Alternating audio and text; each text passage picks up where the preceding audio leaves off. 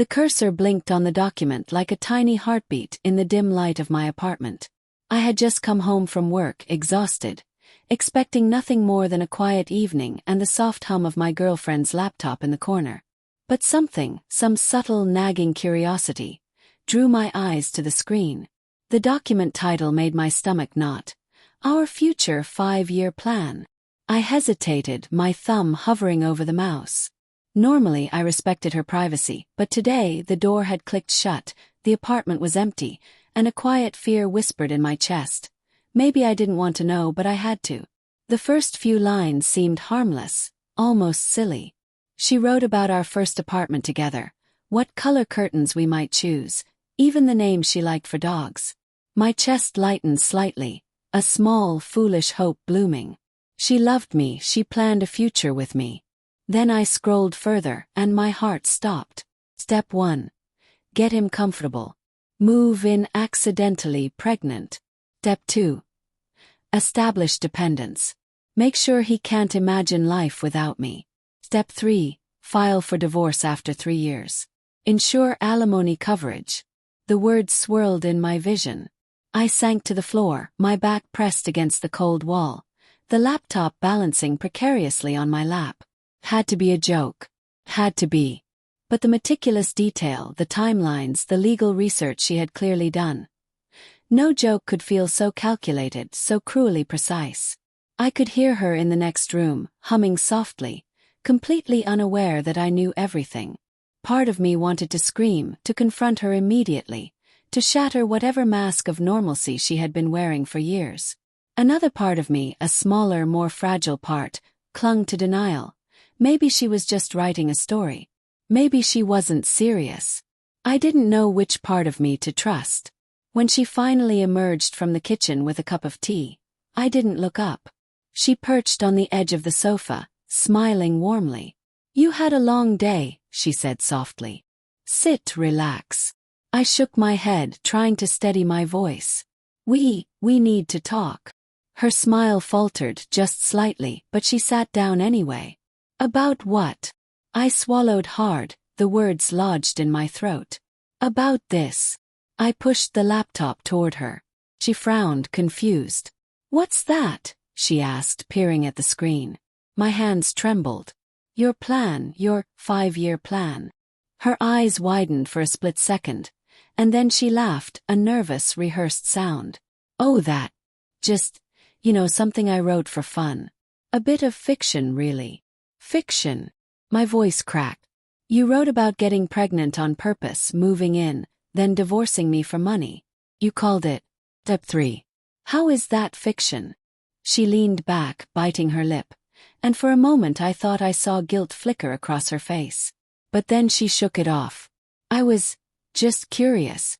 I was imagining what life would be like if we planned it differently.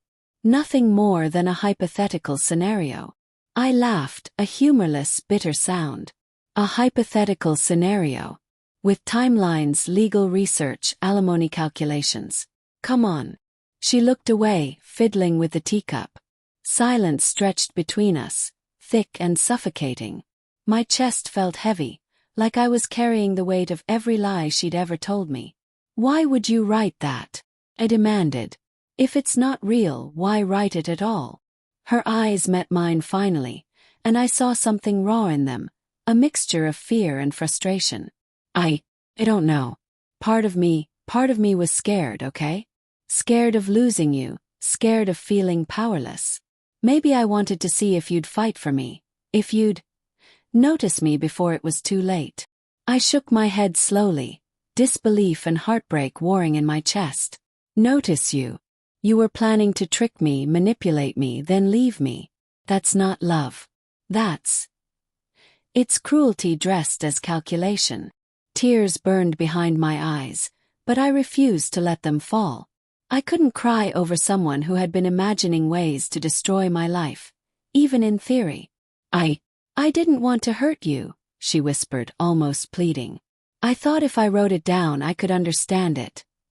Understand myself. Maybe I could change." But her words sounded hollow. I wanted to believe her, I desperately did. But the evidence on the screen was cold and precise. Every line screamed betrayal. I stood up abruptly, pacing the small living room. How long have you been thinking about this? About using me, about planning to ruin us? Her voice was quiet, almost a whisper. I don't know, months maybe. I never acted on it, I swear. I don't know why I thought like that. You thought like that, I repeated, bitter. And you wrote it down. You planned it. Even if you didn't act on it, the intention was there. And that, I gestured at the laptop. That's enough. The room was silent again, except for the low hum of the refrigerator and the faint tick of the wall clock. I felt my hands shake. Rage, confusion, heartbreak. They all collided inside me like a storm. I need space, I said finally. I need to think. I can't pretend this isn't what it is. She nodded slowly, tears finally glistening in her eyes. I understand. Please don't hate me. I don't know who I am right now. I didn't answer. I just turned and left the room, leaving the laptop on the sofa, the cursor still blinking innocently on the screen. Every step to the bedroom felt like dragging a boulder uphill, my mind replaying her words, her lies, her fictional plan. I sat on the edge of the bed, my head in my hands. Memories of our life together flashed like a cruel slideshow. The weekend we got lost hiking and laughed until our stomachs hurt, the night she stayed up with me when I was sick, the quiet mornings we spent drinking coffee and reading the news.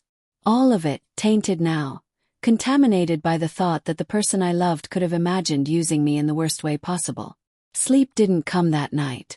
I lay awake, staring at the ceiling, imagining 1,000 ways our life could unfold. Some with her, some without her. And none of them felt safe, none of them felt real.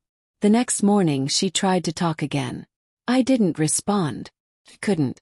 Every word she said bounced off the walls, but it didn't reach me. I felt hollow, like someone had ripped out the center of my chest and replaced it with ice. Days passed, and the apartment felt unbearably quiet. The laptop remained where I had left it, a silent witness to the truth. I avoided it, avoided her, avoided the world that suddenly seemed unfamiliar and untrustworthy. Then came the final confrontation, though I almost didn't want it. I found her in the kitchen, staring out the window. She didn't turn when I entered. I can't do this anymore, I said, my voice steadier than I felt. I can't pretend that everything is okay. I can't pretend that I can trust you again. That plan you wrote. It destroyed something inside me. Something I can't fix. She finally looked at me, her face pale, tears streaked down her cheeks. Please. I made a mistake. I wasn't myself. I don't know what I thought. I took a deep breath, the finality of my words weighing on me. Maybe.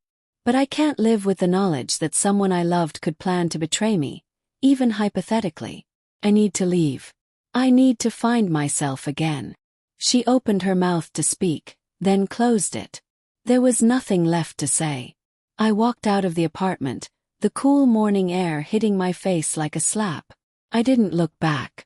The love I had carried for her, the trust one had given, all of it stayed behind, trapped in that small living room, in that blinking cursor on the laptop screen. I didn't know what the future held.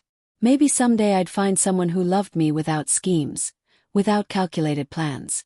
But for now, I only knew the sharp, empty ache of betrayal, and the lonely, difficult path to reclaiming my own heart. And as I walked away, I felt a strange clarity. Some people are capable of imagining cruelty even in love, and some love isn't meant to last.